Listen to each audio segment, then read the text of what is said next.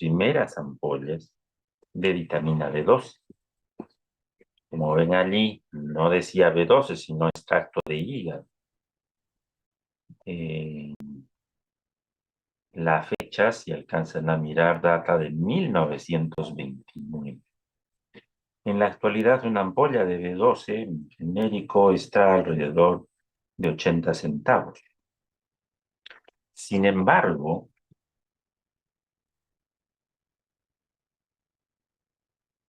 en aquella época, las ampollas de B12 tenían un costo bastante caro, ¿no?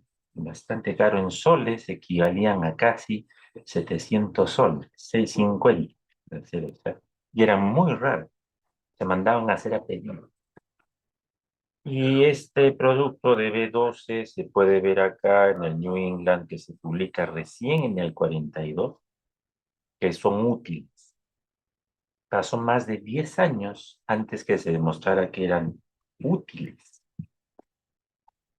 Bien. Me avisan si es que hay transición de la presentación o se queda congelado, a veces se queda. He cambiado la presentación de la imagen para clasificar esto de dónde vamos a encontrar. Primero hablamos de la superfamilia de las anemias macrocíticas, que en general son anemias que tienen el volumen más de 95, según unos más de 100, según otros. Las anemias macrocíticas, una parte de ellas son las anemias megaloblásticas.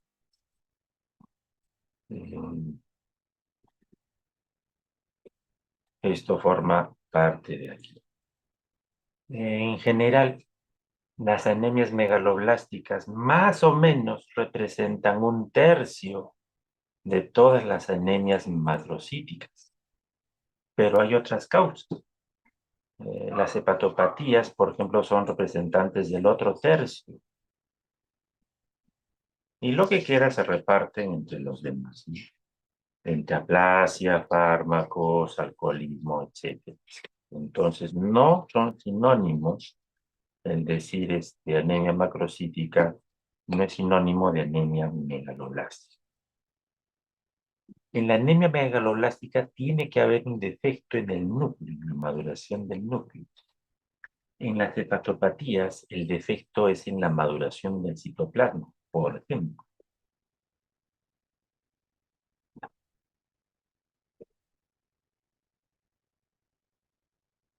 Empezaremos con la anemia por deficiencia de B12, que es la más importante.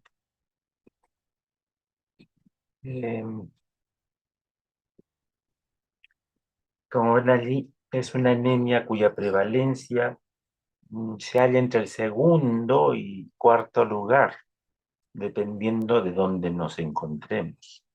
Por ejemplo, se dice que su prevalencia varía entre el 5 al 60 con un promedio del 20% a nivel mundial. Pero si se escoge, por ejemplo, a viejos no hospitalizados, la prevalencia es un poquitín más alta, ¿no? 12%. Y si se escoge a viejos que están institucionalizados, es decir, hospitalizados o en casas de reposo o en asilos, sube mucho más, ¿no? Hasta el 40%. Entonces es un tipo de anemia con un nicho poblacional muy marcado. Mañana van a ver anemia ferropénica, donde su nicho poblacional es niños, gestantes y mujeres. En anemia por B12, su nicho básicamente está dado por viejos.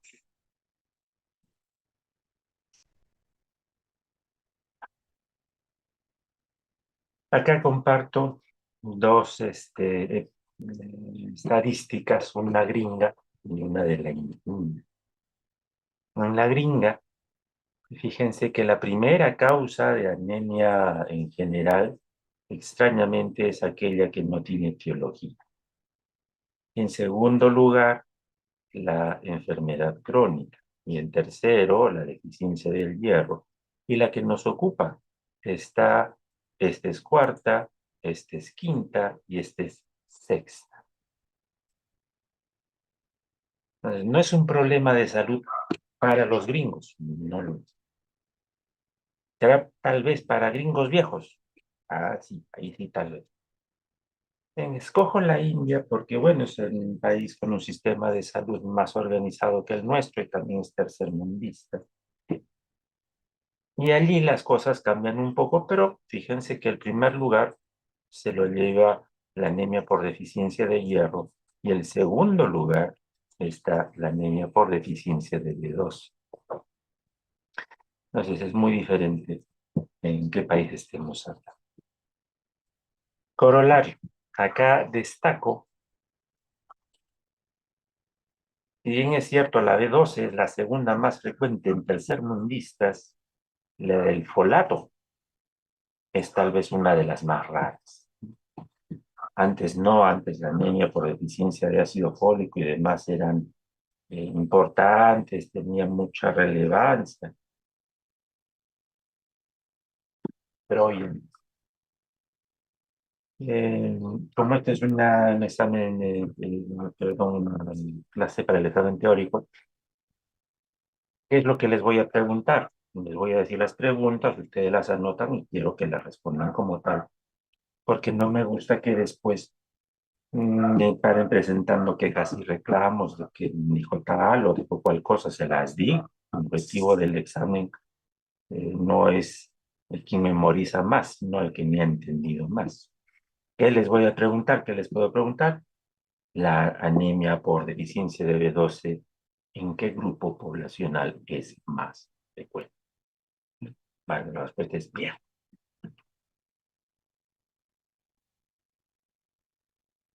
Esta tabla busca lo mismo que la anterior. Es una tabla ya vieja, pero me sirve para mostrarles que en países del primer mundo la deficiencia de B12 sube con la edad, no para de subir con la edad. Si quiere ser uno más específico, tiende a ser más frecuente en las mujeres que en los varones, en general. Eso no, lo que me interesa es que sepan que es de viejo. Eso es muy.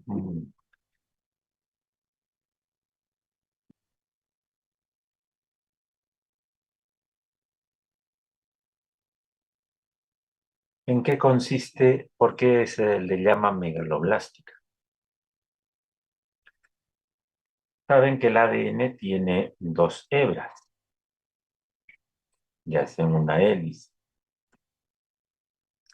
Saben que para dividirse las hebras hacen esto,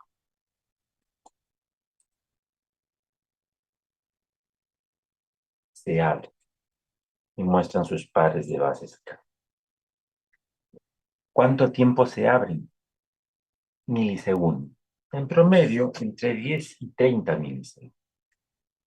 A esta fase donde tiene el ADN abierto se le conoce como la fase S, que dura, insisto, milisegundos. La mayor parte del tiempo están en la fase G, G0, G1.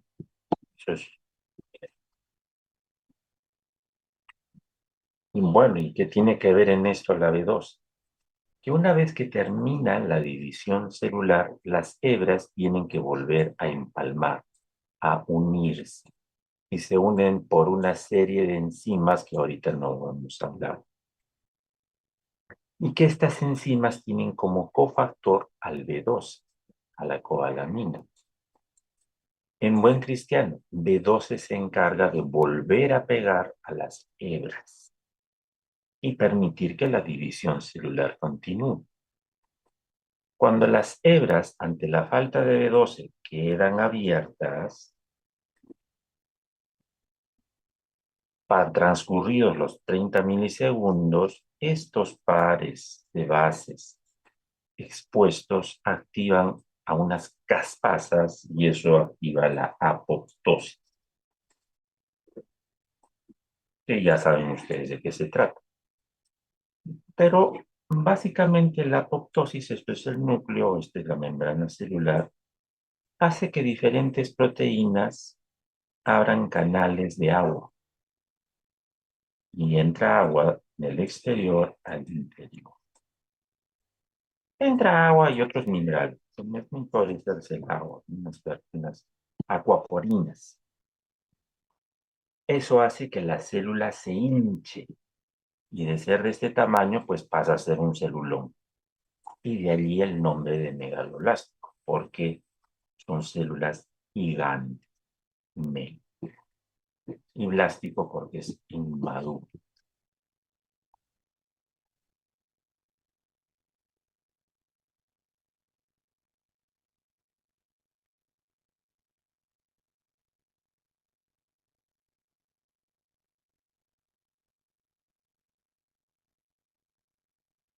Eh, Etiología de la anemia por deficiencia de 12. Bueno, acá hay una tabla bastante completa que la van a tener en cualquier libro, donde destaco dos. Me interesa de toda esta tabla solo dos.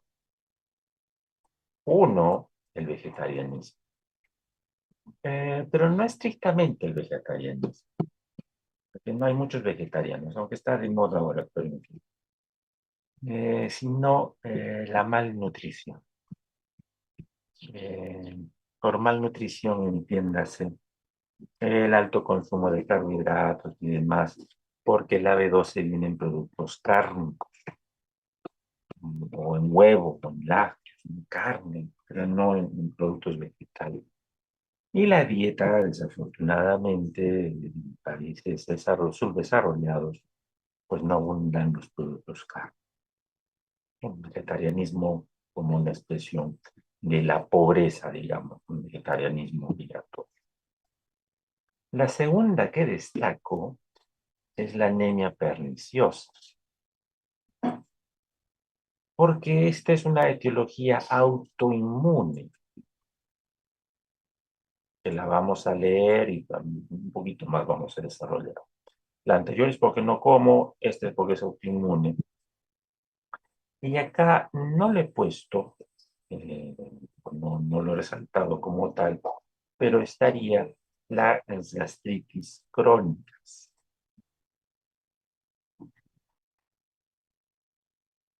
Eh, las gastritis crónicas involucran varios mecanismos y esta vamos a ver qué es la causa más importante. Hay otra tabla más peruana donde me coloco como.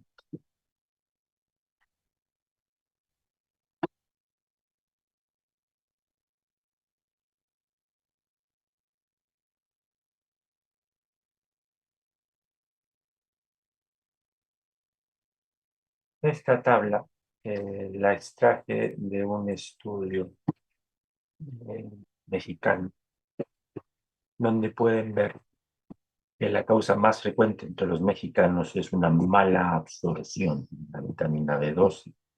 Segundo lugar, la anemia perniciosa, deficiencias dietarias y otras causas mucho más raras. Sin embargo, acá recalco que la causa más importante en el Perú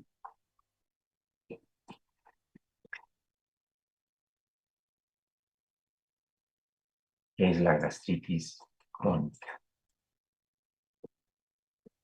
Esa es mi segunda pregunta. No me van a poner anemia perniciosa, que tenga importancia histórica, que sea bonito estudiarla, en fin, pero no es la más frecuente la anemia perniciosa. Un error muy frecuente cuando terminan sus estudios es pensar que anemia megaloblástica por B12 es lo mismo que decir anemia perniciosa. No son sinónimos. Megaloblástica por B12 es muy amplia y perniciosa es solo una partecita muy pequeñita.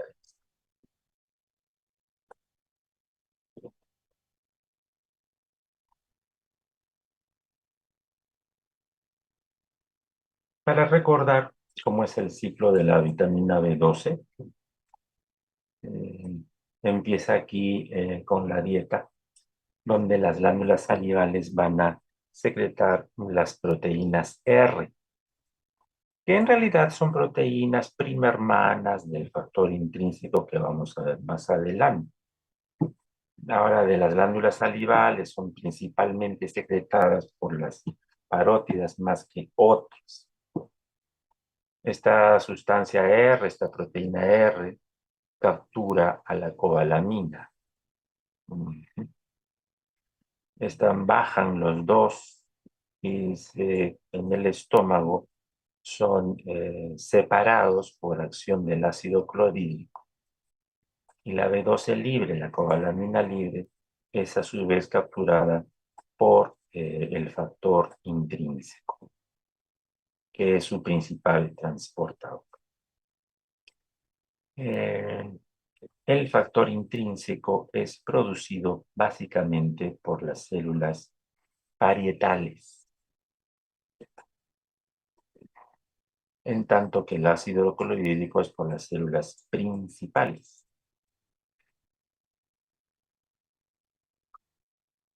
Recalco eso porque esta es mi tercera pregunta, porque es muy fácil que los alumnos caigan al responder muy rápido. Los dos empiezan con P, solo que una es parietales, el factor intrínseco que nos interesa ahora, y las otras son principales, que principalmente secretan ácido. Estas células parietales son primas hermanas de las células que están presentes en la tiroides.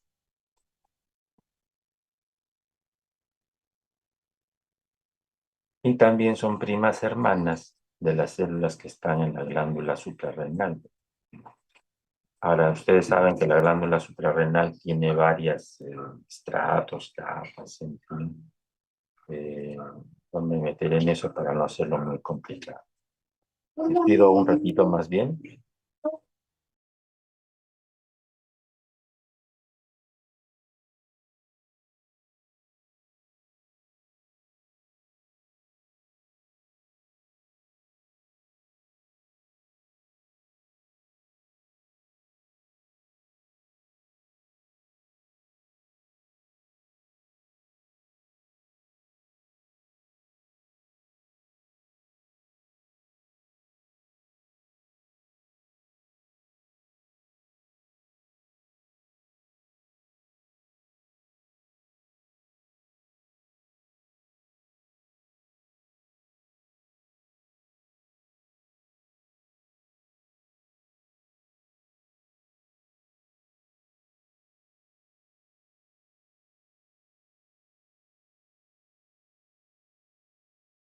Muy bien, doctores, continuando.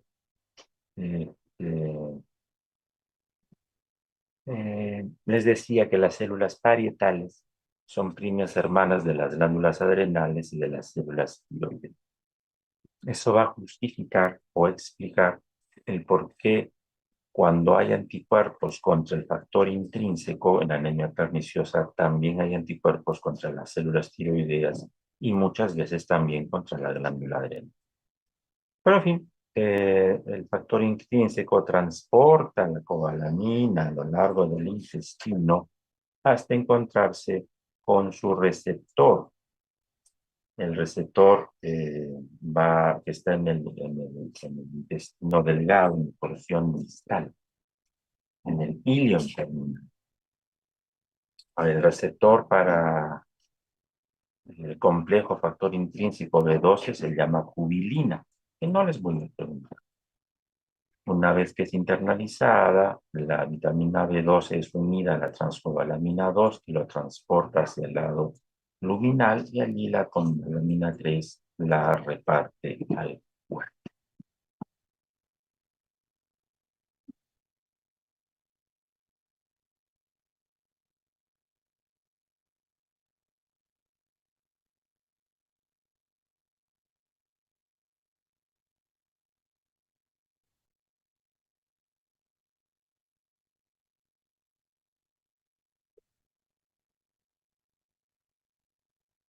De esto se colige que la B12 participa en la división celular. Cuando los alumnos terminan de estudiar, piensan que la B12 solo interviene en la división celular de células hematopoyéticas, que solo da anemia, lo cual es un error. Todas las células que se dividan van a necesitar de B12. Por eso es que esta gráfica busca exponer que las deficiencias de la B12 es sistémica. Por ejemplo, vamos a leer un poco más aquí. Cuando hay deficiencia de B12 a nivel respiratorio, va a haber macrocitosis del epitelio bronquial, eso se traduce en asma, bronquitis, tos crónica, laringitis crónica, etc. Cuando hay deficiencia de B12 a nivel genitourinario, habrá disminución de la libido, incontinencia vesical, displasia, vigilancia, una recatafila de cosas que de por muchos de las lo que busco no es que las memoricen, sino que entiendan que la deficiencia de B12 es sistémica, no limitada a los serie roja, que el nombre de anemia es un nombre infausto, poco correcto.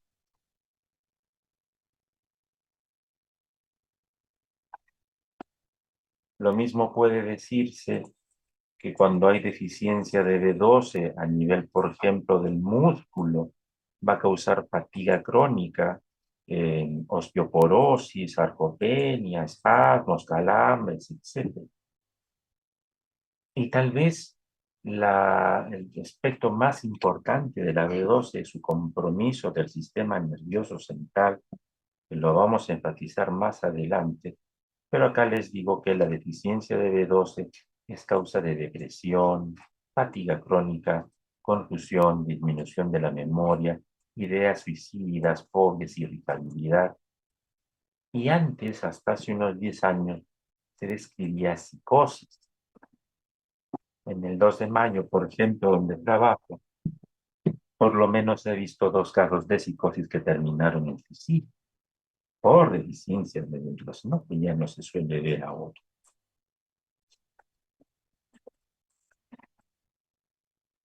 Para continuar con esta recatafila, en el caso de deficiencia de trastornos cardiovasculares, la B2 está involucrada en infartos. No es que la B12 cause infarto, no, sino que está involucrada en angina, en trombosis, etcétera. A nivel de otorrino, también tiene su propia patología que no vamos a continuar. Para efectos de este curso, lo que importa es que ustedes sepan las manifestaciones neurológicas. Las hay tanto centrales, que algunas de ellas ya he mencionado, como periféricas. De las periféricas, la que más destaca es esta. Hay una disminución de la sensibilidad. Si se acuerdan de la superficial y profunda, genial. Si se acuerdan que es más batiestesia que variestesia, mucho mejor. Pero lo mínimo que deben saber para el examen es que hay una disminución de la sensibilidad. Si de ahí pueden recordar que hay fenómenos de hiperreflexia, marcan uno. Pero lo más importante es la disminución de la sensibilidad. En algunos libros mencionan que es una patología sensitivo-motora, no sensitiva pura, como yo la estoy presentando. Y en algunos otros, ya muy raros, la presentan como patología motora. En realidad hay para todos los síntomas de esta pérdida de la sensibilidad. Parestesias, deambulación inestable, descoordinación, fatiga, espasticidad y calambres. Paréntesis. Son viejitos. Son viejitos que van a tener dos manifestaciones que les van a decir, doctor, en la noche no puedo dormir porque me arden, me queman los pies, necesito sacar los pies fuera de la cama, a veces tengo que ponerlos en un balde de agua fría. Eso es pérdida de la sensibilidad, muy sugerente de deficiencia de B12. Pregunten llegando a su casa si su mamá o su papá tiene estos problemas, porque es muy, muy frecuente. Dos, nuestro medio, bueno, no es nuestro medio, es a nivel mundial, solo que nuestro medio tiene un nombre peculiar. Hay una cosa que se llama que tiene el mal del susto, o que se le ha perdido el alma. Nací en referencia que los viejitos, cuando uno se encontraba caminando, recibía un susto, pues el alma se desprendía del cuerpo y el cuerpo que llegaba a la casa se echaba a dormir y saltaba, ¿no? Estos saltos, de, ¡ay, está! Me ha agarrado la tierra. Si ustedes tienen la curiosidad de preguntar a aquellos tienen parientes serranos, van a encontrar esta descripción. Parte de estos casos que se conocen, de que le ha agarrado la tierra, tienen que ver con la deficiencia de D2. La parestesia, ¿no están rotando?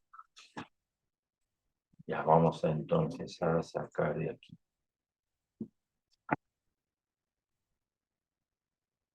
Ahí, ahora sí deben rotarse. Voy a ampliar un poco.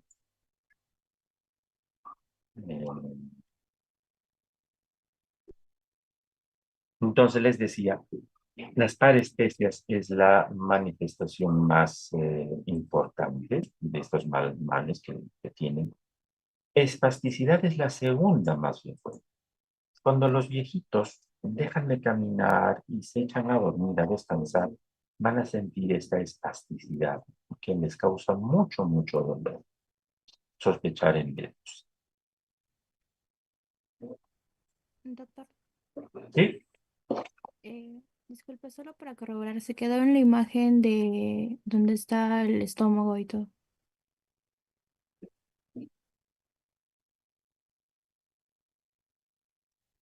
¿Pueden mirar ahora la imagen del estómago? Se mira la imagen del estómago. Sí, doctor, ahí. Ahora he cambiado la imagen de un fondo amarillo donde dice deficiencia de B12. No, doctor. No ha cambiado.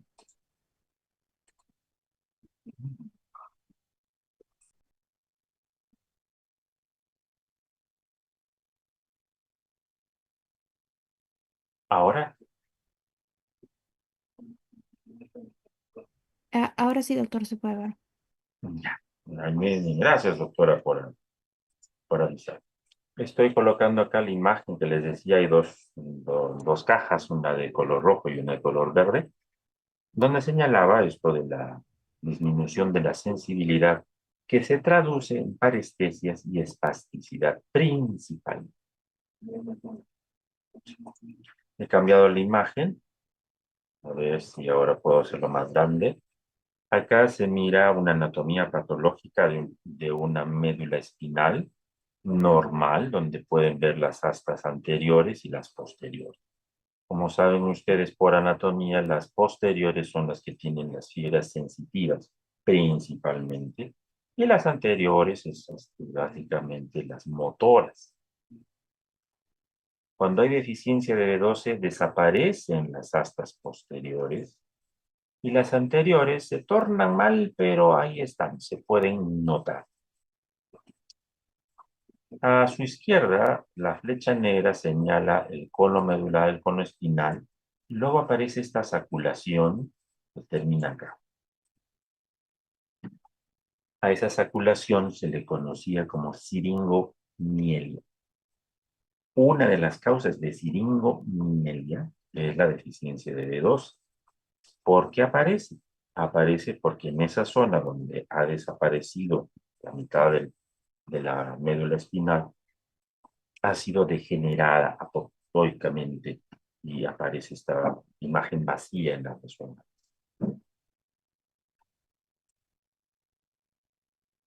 He cambiado de imagen, se mira que ahora están viendo 4 lenguas. Sí, Sí, doctor. doctor. Gracias, muchas gracias. Otras manifestaciones de la B12, menos importantes pero sí frecuentes, es la de los epitelios, ¿no? Porque los epitelios en general también se recambian con mucha velocidad. La descripción clásica es una lengua suculenta o aframbuesada, que es esta de aquí. Suculenta porque dice que da ganas de comer. En que se le llamaba glositis de Hunter, que ya no se observa. Lo que se observa es simplemente una glositis. Mañana van a hacer deficiencia de hierro y van a ver que la deficiencia de hierro también produce glositis, solo que la glositis en deficiencia de B12 tiene brillo.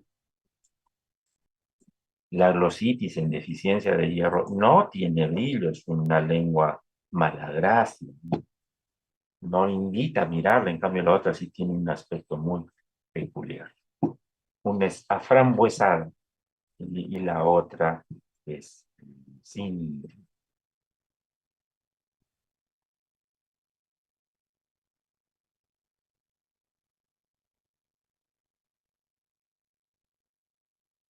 En el año 98, 99, se publicó hasta ahora el estudio más grande que se ha hecho sobre anemia por B12. Eh, Se hizo en el Hospital Carrión. Durante casi un decenio se juntaron todos los casos y eso es el resultado. No ha habido otro trabajo que lo pueda superar en cuanto a cantidad, ¿no? Fue un tamaño muestral considerable, muy próximo a los 1000 pacientes. Y de esta tabla destaco lo siguiente: manifestaciones clínicas más frecuentes de la deficiencia de B12. Tres son las que más destacan. Número uno, baja de peso. Número dos, diarrea. Y número tres, eriza. Si ustedes mañana ven la clase de anemia ferropénica, lo que más va a destacar de la anemia ferropénica es la debilidad muscular. Acá también la hay, pero en ferropénica es tan marcada que es muy característica. En cambio, la que distingue B12 de cualquier otra anemia, porque son rasgos únicos de ella, es la diarrea, la baja de peso y la ictericia. La baja de peso es tan importante que el paciente cree que se está muriendo de cáncer. Una baja de peso considerable, muy rápida, que no obedece a una causa explicable, ¿no? Como brujería, se está secando. La anemia ferropénica de mañana no baja de peso, bajará 1 o 2 kilos, pero esta sí baja un montón. Diarrea. Es la única anemia que les va a dar diarrea. Y no es escasa, fíjense, el 50% vienen con diarrea. Es una diarrea peculiar, es una diarrea postprandial, asociada a alimentos. Come un té, toma un té, un pancito y se va al baño. Sin cólico, sin pujo, sin tenesmo. Y en mi época se decía que era lientérica. Lientérica. Ya no se ve las heces lientéricas porque se diagnostica con mucha más precocidad, pero era muy peculiar de la diarrea. De hecho, si ustedes juntan diarrea y baja de peso, van a decir tuberculoso o sidoso. Es muy frecuente que haya esa primera impresión. Y la tercera es ictericia. Ictericia destaca, o la resalto yo, no porque sea muy frecuente, ¿ah? No dirán el 14%, y hay cosas más frecuentes, ¿sí? Pero por el hecho de tener ictericia, enfrento como diagnóstico diferenciar la deficiencia de D12 a las anemias hemolíticas. Las anemias hemolíticas van a ver que cursan con ictericia, que tiene que diferenciarse de una anemia por B12, que también da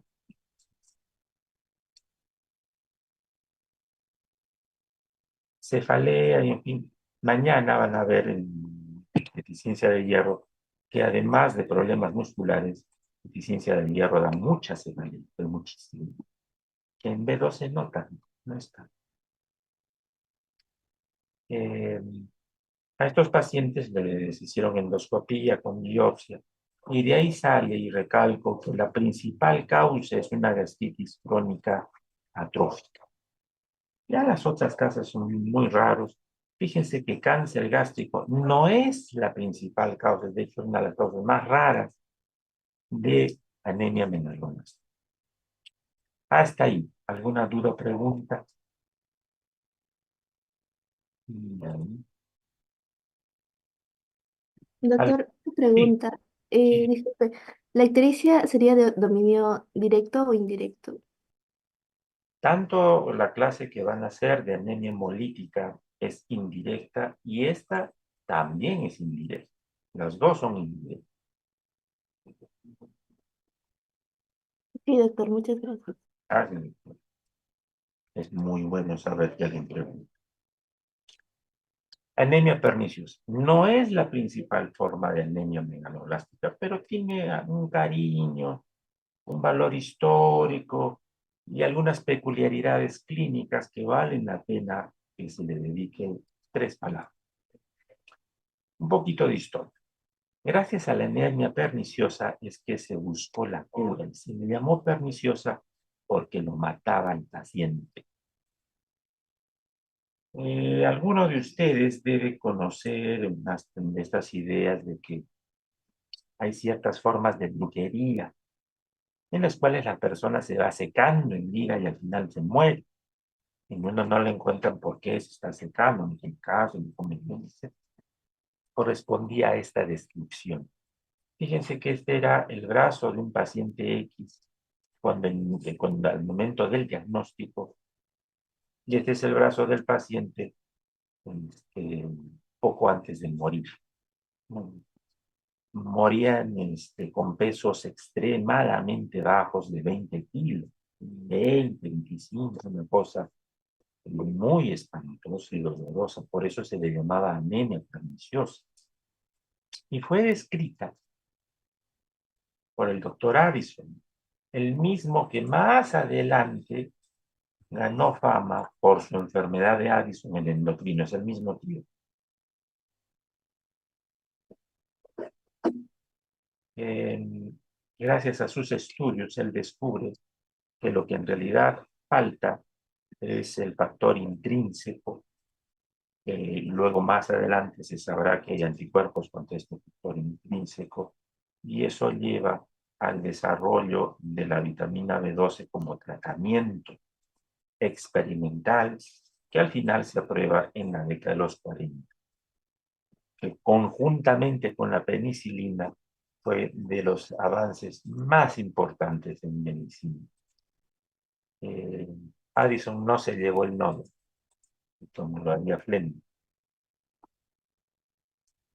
La anemia perniciosa se diferencia un poquito de las demás anemias por B12, en que esta es mucho más frecuente en mujeres, porque es una enfermedad autoinmune.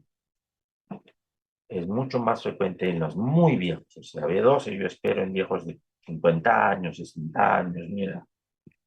Pero ya si tiene 70, 80 años, a medio raro, esta de repente es perniciosa. Y tiene factores de riesgo que básicamente es el antecedente familiar de otras enfermedades autoinmunes. De estas enfermedades autoinmunes, como les había dicho, destaco 3. Las enfermedades de la tiroides, básicamente Hashimoto, tan frecuente entre los latinos. No sé por qué en japonés la descubre, si es una de las en Latinoamérica, es casi patognomónica, en fin, propio de latino. La segunda enfermedad en Latinoamérica es vitiligo, que es autoinmune. Si uno se va, claro, a China, al este de Asia, ahí es Addison, ¿no? Pero nosotros no vemos casi así más Addison. Ellos lo ven más con chinos, japoneses. Nosotros vemos tiroides y vitiligo. No necesariamente las 3 entidades van a la vez, que haya hipotiroidismo, que haya vitiligo y que haya perniciosis. Muchas veces son secuenciales. Primero vitiligo, se cura, luego la perniciosa y luego finalmente el hipotiroidismo.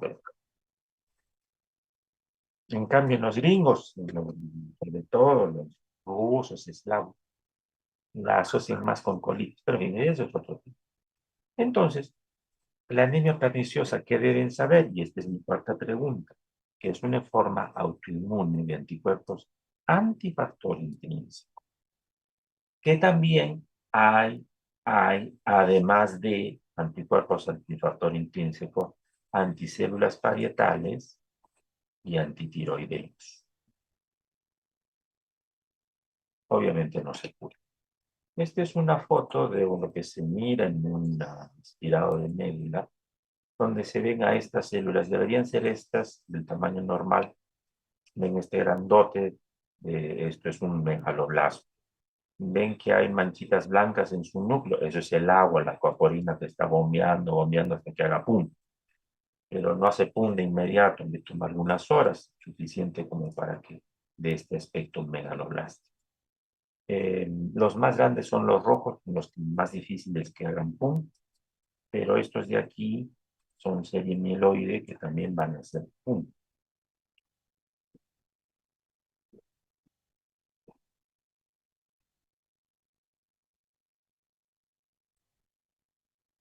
El laboratorio.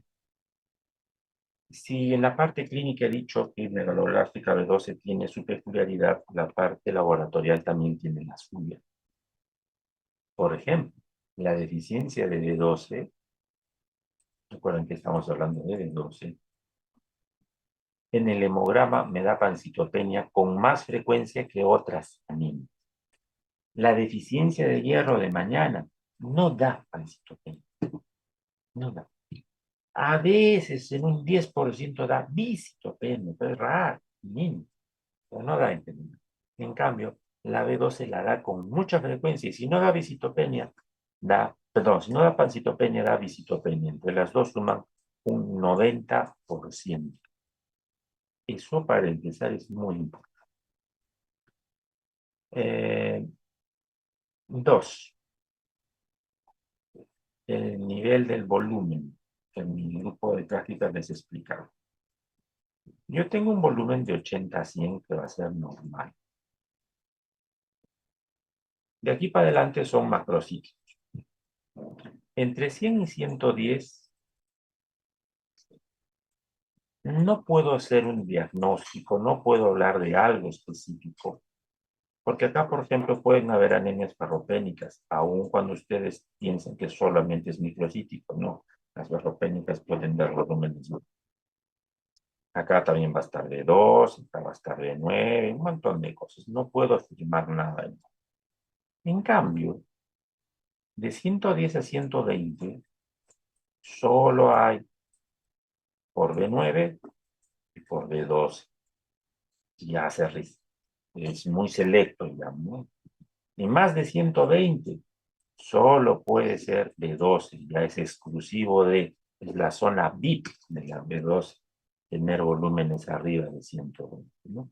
Esta parte, estoy hablando de la pancitopenia en los volúmenes, forma parte de lo que también voy a preguntar y con eso acabo mis preguntas, que es lo que me interesa que ustedes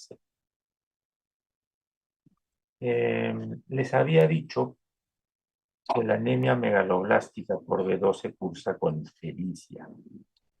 Y la doctora tuvo el buen criterio de preguntarme, ¿y cuál está alta, la directa o la indirecta? Pues la indirecta le dije, igualito que la anemia hemolítica. No solo eso, sino que también aumenta la DHL, la deshidrogenasa láctica, y disminuye la aptoglobina. Estas tres pruebas, tal cual están, también se presentan en las anemias hemolíticas, de ahí que se confundan mucho. ¿Cuál es la diferencia? ¿Cómo diferencio una anemia hemolítica de una anemia por B12?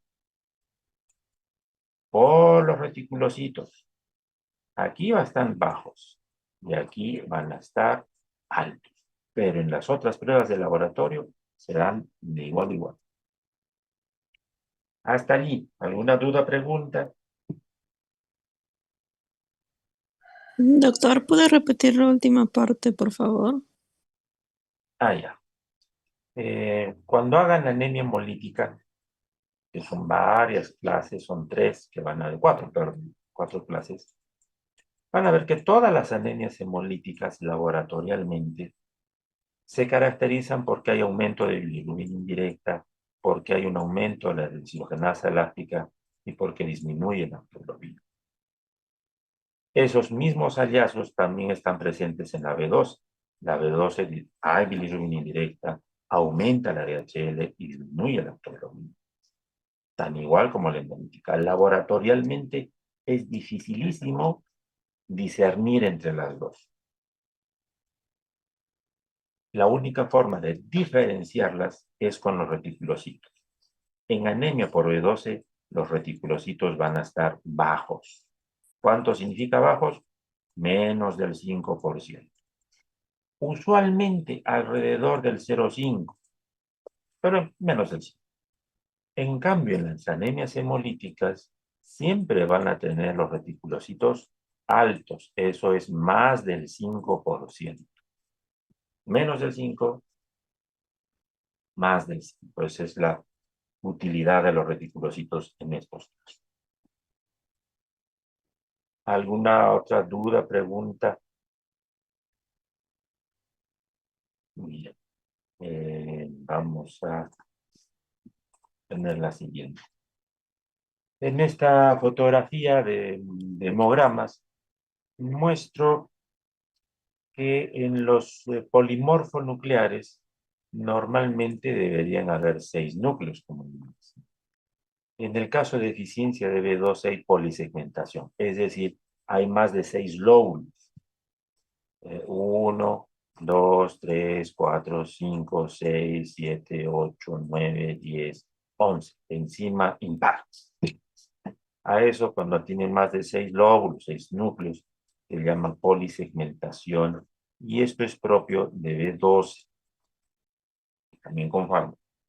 Y en el hallazgo de la médula ósea se observan los megaloblastos que ya los conocen, que están en proceso de reventar. ¿Cómo confirmo mi diagnóstico?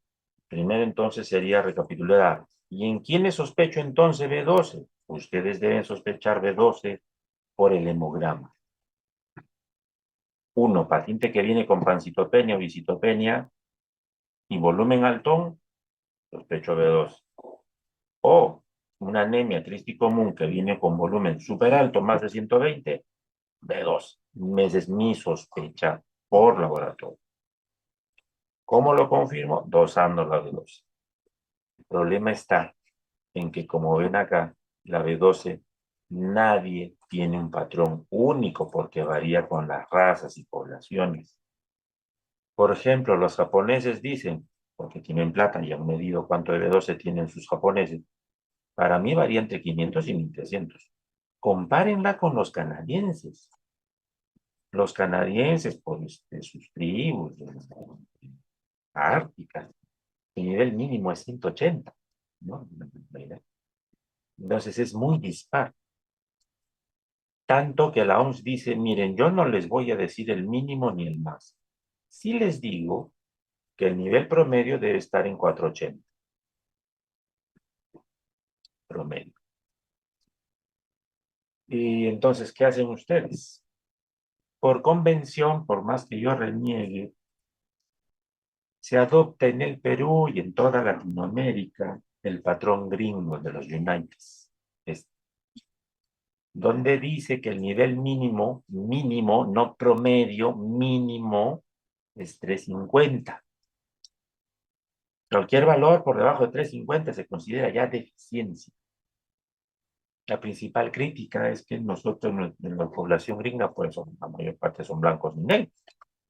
La población chicana y migrante nuestra no es la que predomina, no sabemos. Pero son reactivos gringos y acá, bueno, se ha terminado. La OMS dice que cuando ustedes tengan esta duda, no sepan cuál es su nivel normal de B12, además de ver la B12, deben dosar esta cosa en el pichi, en la orina, el ácido metilmalónico. ¿Por qué? Porque guarda una correlación inversa. Por ejemplo, si acá tienen el nivel de cobalamina, estará más bajo mientras más alto esté el nivel del ácido metilmalónico. No me meto mucho con el ácido metilmalónico, solo se los presento. Se hace en el medio, es bastante barata la prueba, 15 soles, pero no se suele pedir, ¿no? De frente nosotros vamos con este parámetro gringo, que no es lo ideal, pero lo que se hace en la vida real. Estas son las recomendaciones de la OMS. Se las pongo para que sepan qué es lo que dice la OMS, cómo se debería proceder, que eso en la vida real no lo sé.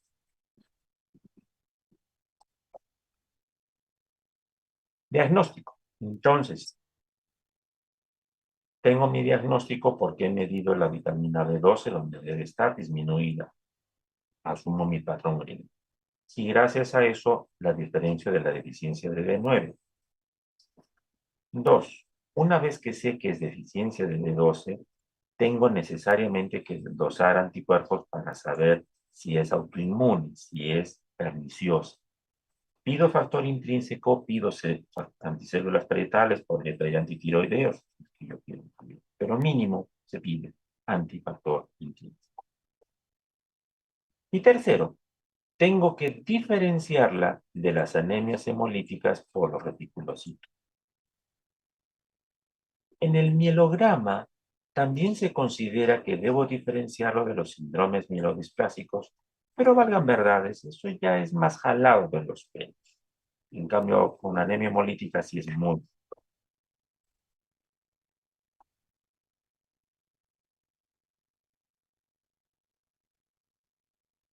Tratamiento. Se da B12. He puesto aquí el tratamiento clásico, tradicional, donde se da la vitamina B12 por vía intramuscular o endovenosa. Porque para ese tipo de tratamiento se usan los reticulocitos. Yo empiezo el tratamiento aquí con ampollas en el poto o en la vena. Y los reticulocitos van a subir más o menos entre el 7º y 10º día, alcanzan su máximo, luego bajan. ¿Es eso importante? No, pero muchos de sus profesores en práctica sí, porque ellos han crecido con esta prueba, esta curva, que la tengo que mencionar. ¿Que yo les vaya a preguntar? No. ¿Cuál es la dosis de B12? Nadie la sabe. Uno la aplica como le salga del foro, en buen chiste. Hay esquemas que dicen, sí, una ampolla, 1000 miligramos, simplemente es una ampolla diaria por 10 días, otros dicen 14 días, luego pasan a regímenes semanales, otros dicen, no, 2 veces por semana, 3 veces por semana. El asunto es que le metan B12 como quieran. ¿Cuánto tiempo? Un mínimo de 6 meses. ¿Por qué es tan variado el tratamiento? Porque lo máximo que maneja de B12 el cuerpo humano, así tenga la megalolástica más rabiosa, es 100 microgramos. Las ampollas que el Estado peruano ofrece son de 1000 microgramos. Los otros 900 los botamos en orina. Si se compran de marca, le dicen hay de 5000, hay de 10.000, en vano, ¿no? Por eso es que una ampolla no hay necesidad de fraccionarla, doy superdosis siempre. Creo que ya acaba esta primera parte. Vamos a ver. ¿Hasta allí alguna duda o pregunta? Bien. Antes de hacer la segunda parte, que no es muy larga, un ratito, por favor, voy a ver.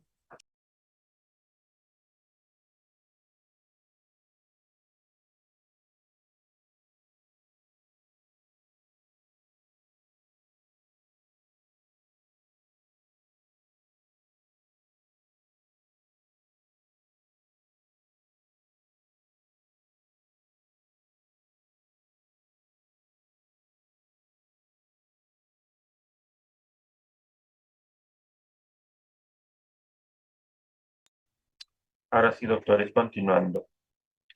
La otra causa es anemia por deficiencia de ácido fólico. Y lo que coloco acá es un mapa de la OMS, bien viejo, sí, bien viejo, pero no actualizado desde el año 2008. Es un mapa de la prevalencia de espina bífida y anencefalia.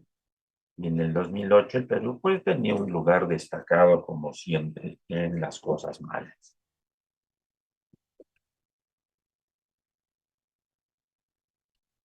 Acá presento un estudio importante que se hacía todos los años para evaluar la proporción de gestantes con anemia. Para que vean que un cuarto de las gestantes tenían anemia.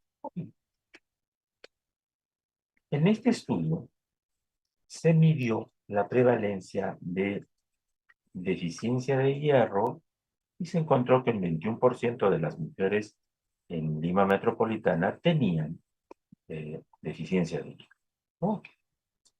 Y se evaluó la deficiencia de ácido fólico. La deficiencia de ácido fólico salió 0,2%, ínfimo, muy bajo. Tanto que se previó la realización de una contraprueba, que era medir el ácido fólico dentro del glóbulo rojo, que es mucho más específico. Aún así, la prevalencia salió bien baja, 2,4.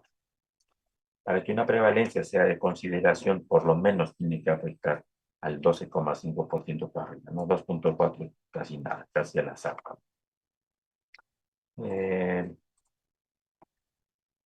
Y finalmente este mapa o este gráfico, mira la prevalencia acumulada anual de defectos del tubo neural en Lima, ¿no? Y hay una gran caída entre el 2006 y el 2007, cae más o menos de la mitad.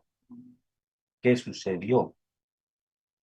Eso correspondió al gobierno de Alan García, que tal vez también se fue de él.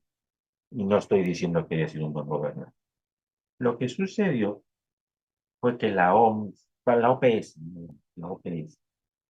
llevaba casi 10 años exigiendo al Estado peruano que fortificara los fideos con hierro y con ácido fólico y también con zinc.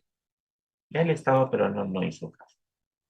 Hasta que en el 2008, de tanto que el Estado peruano no le hacía caso, le dijo a la OPS, déjame hasta un campo, permíteme yo fortificarlo y solo observo. Y eso hizo Alan García.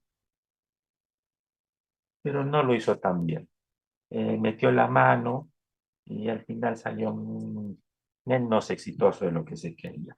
Si se hubieran hecho caso a las indicaciones de la OPS, la bajada de esta prevalencia hubiera sido mucho más acentuada. Pero bueno, se quedaron las cosas así. ¿Qué busco yo con esto decir? Vamos a ver que ácido fólico, su principal presentación no es anemia. El ácido fólico, su principal no es tampoco que dé deficiencia de ácido fólico, no. El ácido fólico es importante porque da defectos del tubo neural. Ese es su verdadero importancia. Este estudio ratifica lo mismo, donde pueden ver la anencefalia, cómo cambió, bajó drásticamente. Igual la espina bífida también bajó, que hubiera sido bueno que bajen más, sí, pero bueno, no sé.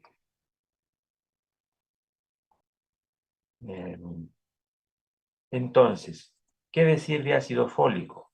Que ya no es una entidad prevalente, es una entidad casi rara. Como les dije al inicio, en Estados Unidos ya es una cosa bien rara, me aparece. En general, se asume que la deficiencia de ácido fólico tiene nichos, dos nichos. Uno, pacientes que reciben fármacos que de alguna forma bloquean al ácido fólico, o porque bloquean su absorción o porque bloquean su función, fármaco. Y son fármacos más o menos raros, con algunas excepciones que ahorita voy a ver. Y el segundo gran nicho son los alcohólicos. Ya los otros estados, embarazos, hemorragias, etcétera, ya es cosa rara de nada.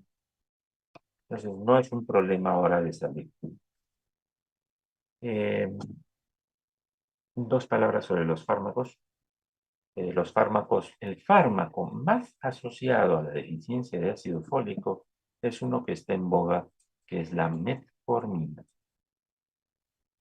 Los pacientes que usan más de un año metformina deben medirse ácido fólico porque suelen hacer deficiencia de ácido fólico.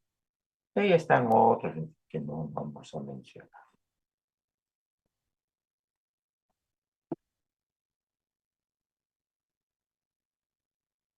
Esto que pongo aquí es más aburrido que lo anterior, pero busco recalcar que la deficiencia del ácido fólico tiene más de un mecanismo para producir patologías. Por ejemplo, uno de los mecanismos es a través de esta alteración metabólica en el que se va a producir homocisteína, y la homocisteína es responsable de patología cardiovascular muy fuerte. Otro es a través de alteración del ADN con el timidilato, y a través de esta vía es que produce cáncer, particularmente cáncer de colon. Y la que todo el mundo conoce y que es causa de la clase de hoy día es la vía de las urinas, que se traduce en anemia, que es la menos importante en nuestros días.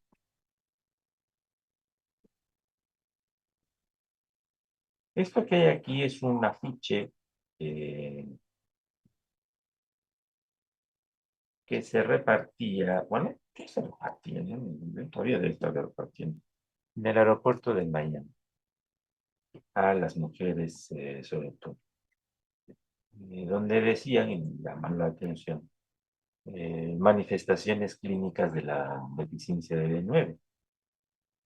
Destaca la fatiga, cabello cano, úlceras orales, eh, úlceras en la lengua, disminución de la memoria, talla baja, defectos de la espina, problemas para concentrarse, pérdida del apetito y depresión. Muy injusto. Si yo quiero que estudien ácido fólico, quiero que queden en sus cabecitas dos cosas y una curiosidad. Las dos cosas que quiero que queden en su cabeza es defectos del tubo neural, malformación. Y la segunda, chatura. La curiosidad, cabello cano. Todas las demás las van a observar en las otras anemias en mayor o menor prevalencia. Pero esas tres no. Defectos del tubo neural, voy a hablar un poquitín más adelante. Chatura. La deficiencia de ácido fólico es una de las principales responsables de la chatura de los pacientes.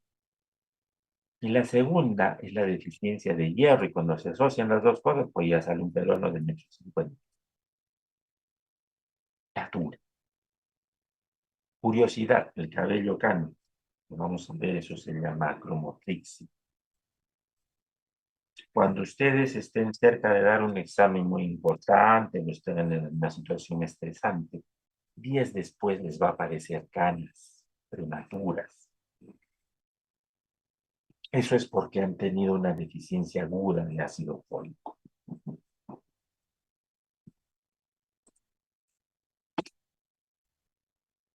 Esto es para recalcar el rol del ácido fólico y los defectos del cierre del tubo neural.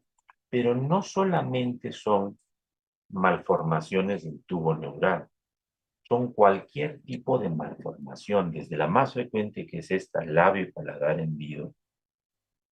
Ahorita vamos a ver otras malformaciones. Ácido fólico, malformación. Eso es lo que debe quedar en su cabecita. Y eso es lo que preguntaré de esta clase de ácido fólico. También se acompaña de otras malformaciones. Por ejemplo, aquí ven un sistema pielocalicial doble, deficiencia de ácido fólico. Aquí, por ejemplo,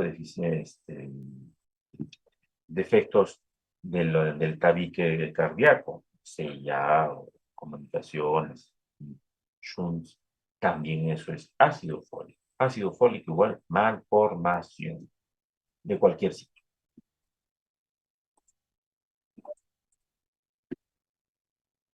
Y ácido fólico es homocisteína. y a través de la homocisteinemia produce una miriada de manifestaciones vasculares que no los voy a aburrir, solo quiero que sepan que tiene un rol muy importante en enfermedades del endotelio.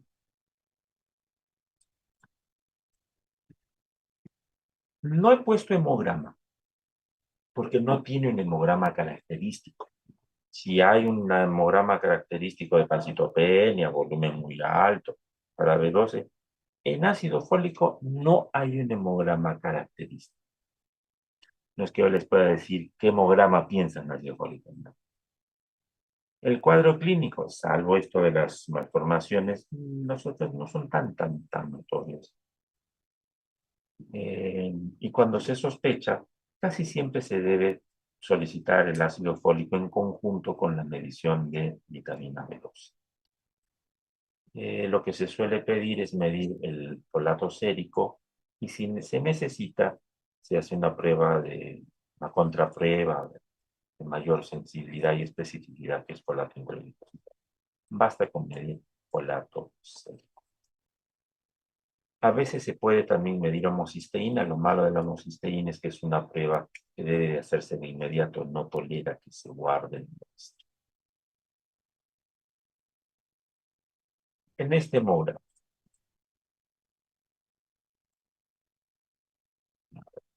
aquí, tengo mis leucocitos normales. Tengo mi hemoglobina con anemia. Y tengo mis plaquetas altas. Para mi grupo de práctica les he dicho que cuando ven hemoglobina baja y plaquetas altas, deben pensar en anemia ferropénica. Pero, fíjense, tengo mi hemoglobina baja y mi volumen en 117. ¿Qué debo pensar? Porque es B12, porque es ácido fólico. Sin embargo, si fuera B12, lo más probable es que me vendría con pancitopenia o bisitopenia.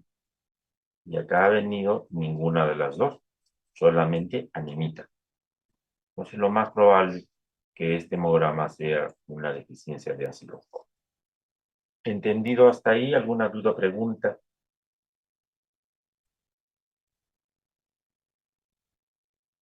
Bien, ya vamos a terminar.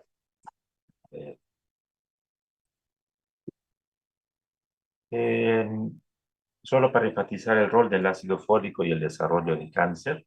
Como les dije, está muy involucrado en el desarrollo de cáncer de colon. Tratamiento. Igual que la deficiencia de B12, no hay una dosis exacta. Hay muchísimos esquemas. Y al igual que la B12, mi recomendación, no se prendan uno, simplemente den ácido fólico como quieran. La cosa es que lo den.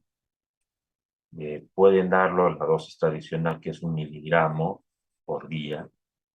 Pueden también dar grandes dosis de 15 miligramos, dosis de 0,5, en fin, la dosis que ustedes busquen, no hay algo consensuado como tratamiento. Este es un resumen que le dejo de las. Hasta allí, doctores. ¿Alguna duda o pregunta?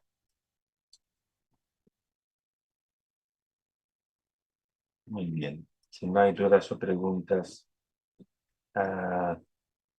les agradezco su participación en esta clase.